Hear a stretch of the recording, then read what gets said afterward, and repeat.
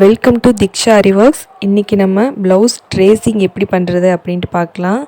இது நான் இன்றைக்கி ஸ்லீவ் டிசைன் பண்ண போகிறேன். ஏற்கனவே லோட்டஸ் மோட்டிவ் போட்டேன் இல்லையா, அதோட ஸ்லீவ் தான் இது. இதை கமெண்ட்டில் ஒருத்தங்க கேட்டிருந்தாங்க, அவங்க பேர் பிரபா. ஸோ அதுக்காக தான் இந்த வீடியோ போடுறேன். உங்களுக்கு இந்த மாதிரி டவுட்ஸ் ஏதாவது இருந்துச்சுன்னா கண்டிப்பாக கமெண்ட்டில் கேளுங்க. கண்டிப்பாக நான் இந்த மாதிரி வீடியோ போடுறேன். இப்போ நான் துணியை ரெண்டாக ஃபோல்டு பண்ணி போட்டிருக்கேன். அது மேலே இந்த ட்ரேசிங் பேப்பரை நான் ட்ரா பண்ணி இதில் வச்சுருக்கேன். இது நான் ஃப்ரீ ஹேண்டாக வரைஞ்சது தான். ஸோ இந்த மாதிரி மடித்து போட்டு அதுக்கு கீழேயும் ஒரு கார்பன் வச்சுருக்கிறேன். நான் ரெண்டுமே ஒரே டைமில் பண்ண போகிறேன் இல்லையா, ஸோ அதனால் கீழே ஒரு கார்பன் பேப்பர், அதாவது இங்கு மேலே இருக்கிற மாதிரி பார்த்து வைங்க. ஸோ அப்போ தான் நமக்கு ஸ்லீவுக்கு ரைட்டு லெஃப்ட்டுன்ட்டு கரெக்டாக இருக்கும். எல்லா பக்கமும் அந்த கார்பன் இருக்கா, அந்த டிசைனுக்கு தகுந்த மாதிரி எல்லா பக்கமும் அந்த கார்பன் இருக்கா அப்படிங்கிறத செக் பண்ணிக்கோங்க. 1க்கு 2 வாட்டி நல்லா செக் பண்ணிவிட்டு கரெக்டாக அந்த துணியை நல்லா நீட்டாக எந்த சுருக்கமும் இல்லாமல் நல்லா நீட்டாக தடவி விட்டுட்டு இப்போ இதுக்கு மேலேயும் ஒரு கார்பன் போட போகிறோம். ஸோ அதுக்கு இந்த கார்பன் பேப்பர் சின்னதாக தான் இருக்கும். ஸோ இந்த 2 கார்பனையும் ஒட்டுக்காக வச்சு ஒரு டேப் போட்டு இந்த மாதிரி செலோ டேப் போட்டு ஒட்டிக்கோங்க. நம்ம 2 போட்டால் நகர்ந்து போயிடும். ஸோ அதுக்காக இந்த மாதிரி ஒட்டிக்கிட்டிங்கன்னா கொஞ்சம் ஈஸியாக இருக்கும். இந்த மாதிரி ஒட்டி வச்சுட்டு இந்த பேப்பரை எடுத்துகிட்டு அதுக்கு அடியில் இதை போட்டுக்கோங்க. நல்லா கரெக்டாக செட் பண்ணிவிட்டு நமக்கு டிசைன் எங்கே வேணுமோ அதை வச்சுட்டு நான் இந்த கீழே மடித்து வச்சுருக்கேன் இல்லையா, அது கரெக்டாக அந்த பேப்பர் இருக்கிற மாதிரி நான் போட்டிருக்கேன். பாருங்கள், இங்கே கார்னரில் அந்த துணிக்கும் அந்த பேப்பருக்கும் கரெக்டாக இருக்கிற மாதிரி தையலுக்கு உண்டான அந்த 1 இன்ச் அதில் போயிடும். எல்லா பக்கமும் நல்லா நீட்டாக தடவி விட்டுட்டு ஒரு பின் போட்டு குத்திக்கோங்க. நமக்கு ஹெல்ப்புக்கு யாராவது இருந்தாங்கன்னா அவங்க பிடிச்சிக்குவாங்க, நம்ம போட்டுக்கலாம். ஸோ யாரும் இல்லாமல் நம்மளே பண்ணணுன்னா இந்த மாதிரி பின் பண்ணிக்கோங்க எல்லா பக்கமும் சேஃப்டிக்கு. எப்படி நம்ம கையை எடுக்கும்போதும் பண்ணும்போதும் கொஞ்சம் நகர்ந்துடும். அதனால் இந்த மாதிரி பின் பண்ணிட்டிங்கன்னா சேஃப்டியாக இருக்கும், நகராது. நம்ம கரெக்டாக அந்த டிசைனும் போட்டு முடிச்சிடலாம். ஸோ இது மாதிரி எல்லா பக்கமும் ஒரு 4 பக்கம் 5 பக்கம் வரைக்கும் நீங்கள் ஒரு பின் போட்டு இந்த மாதிரி சேஃப்டி பின் போட்டு குத்திட்டிங்கன்னா இப்போ பாருங்கள், எல்லா பக்கமும் எந்த சுருக்கமும் இருக்கக்கூடாது. நல்ல நீட்டாக இது மாதிரி தடவி விட்டுட்டு பின் பண்ணிக்கோங்க. நீங்கள் அந்த கார்பன் மேலேயே குத்தணுன்ட்டு கூட இல்லை. இந்த மாதிரி அந்த ட்ரேசிங் பேப்பர் நகரக்கூடாது நமக்கு, அதுதான் முக்கியம். ஸோ அந்த மாதிரி பார்த்து எல்லா பக்கமும் நல்லா பின் பண்ணிக்கிட்டிங்கன்னா நீங்கள் பண்ணுறதுக்கு ரொம்ப ஈஸியாக இருக்கும்.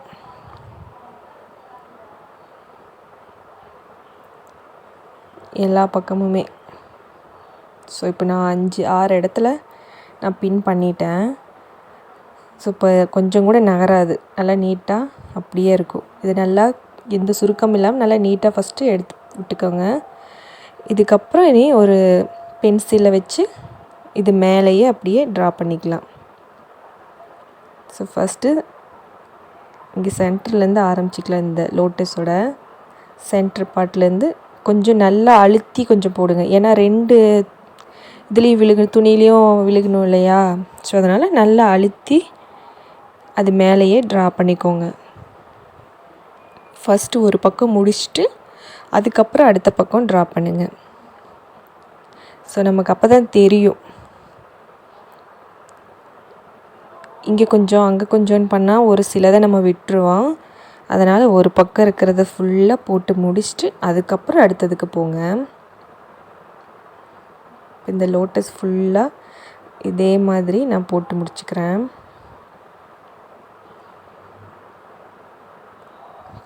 கை எடுக்காமல் அப்படியே நீங்கள் போட்டிங்கன்னா தான் அந்த ஷேப்பு கரெக்டாக அது மேலேயே போட முடியும்.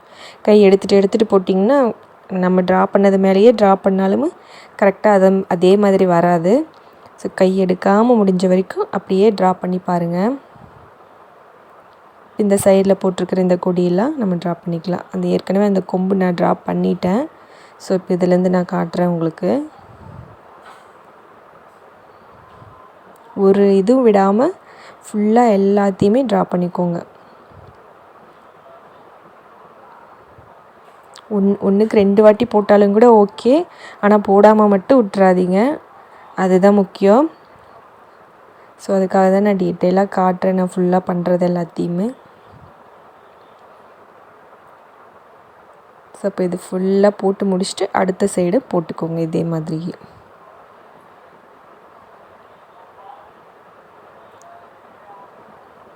இப்போ இந்த கீழே இருக்க இந்த லைன்ஸையும் இதே மாதிரியே நம்ம கையிலேயே போட்டுக்கலாம்.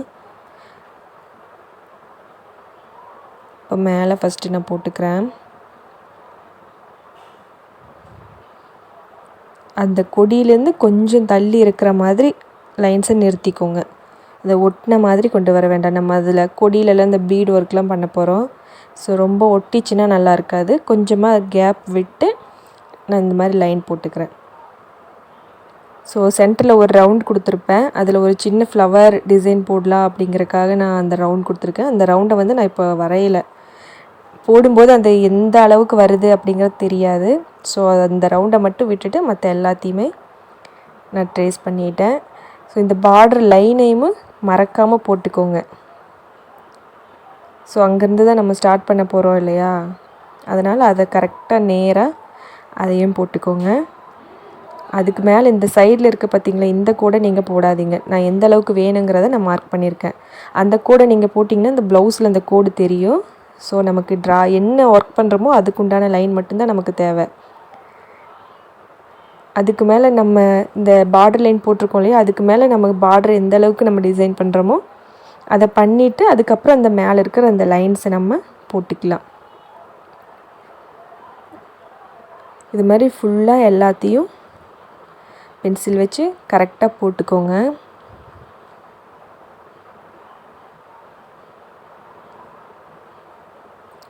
இப்போ பார்த்திங்கன்னா எல்லாம் போட்டு முடிச்சிட்டேன். போட்டுட்டு ஒரு வாட்டி கரெக்டாக இருக்கான்னு செக் பண்ணிக்கோங்க.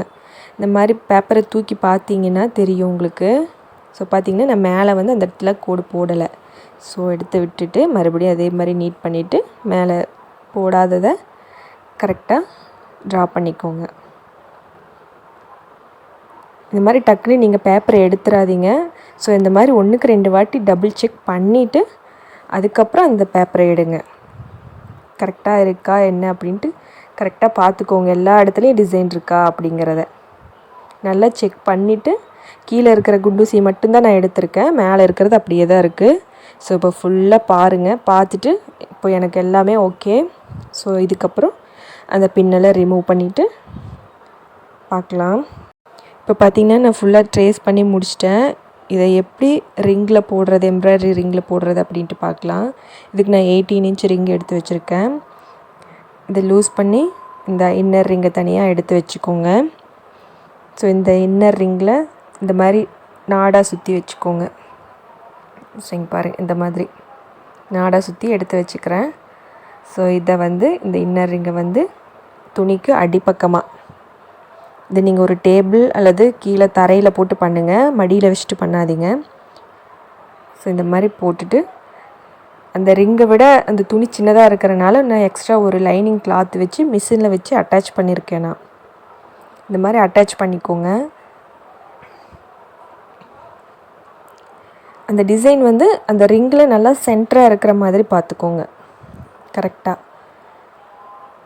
நம்ம இந்த லைனிங் அட்டாச் பண்ணது நல்லா நேராக இருக்கிற மாதிரி. இது துணி வந்து எப்படி இழுக்கணும், எப்படி டைட் பண்ணணும் அப்படிங்கிறத பார்க்கலாம்.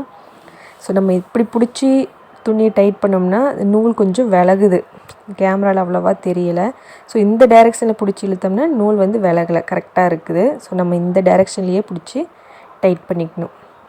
ஸோ அதை எப்போவும் செக் பண்ணிக்கோங்க, எந்த டைரெக்ஷனில் பிடிச்சி நம்ம இழுத்து விடணும் அப்படிங்கிறத. நீங்கள் ஆப்போசிட்டாக இழுத்து விட்டிங்கன்னா துணி வந்து நெகிழ்ந்து போயிடும். ஸோ அது ஒரு டேமேஜ் ஆன மாதிரி இருக்கும்.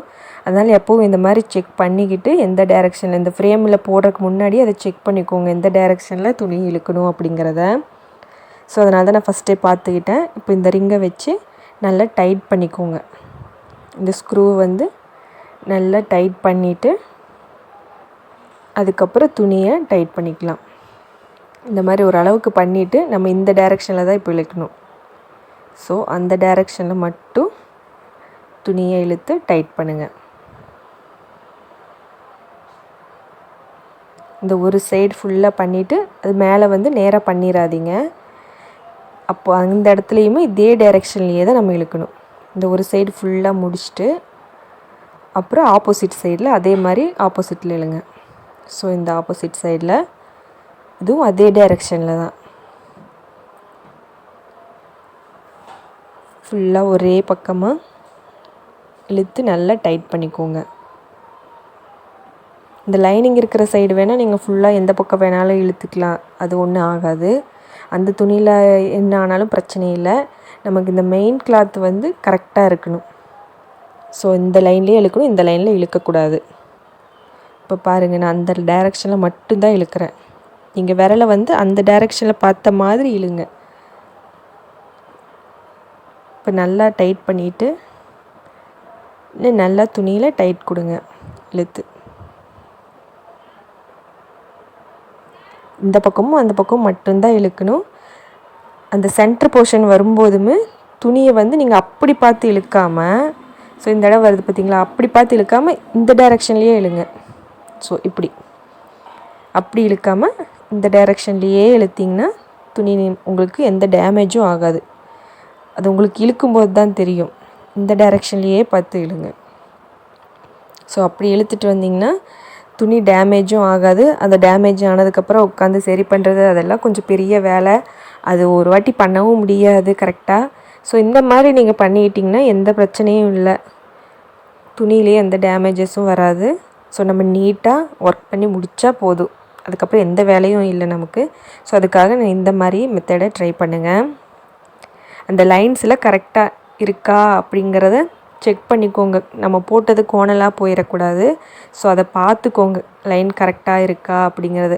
எங்கே உள்ளே போயிருக்கிறோம் அந்த இடத்துல கொஞ்சம் இழுத்து விட்டு டைட் பண்ணிக்கோங்க. இந்த மாதிரி ஃபுல்லாக டைட் பண்ணிக்கோங்க. நல்லா ஒரு இடத்துலையும் கொஞ்சம் கூட அந்த சுருக்கே இருக்கக்கூடாது, அந்த அளவுக்கு நல்லா டைட் பண்ணி போட்டுக்கோங்க. ஸோ அப்போ தான் நமக்கு ஆரி போடும்போது நல்லா போடுறதுக்கு ஈஸியாக இருக்கும்.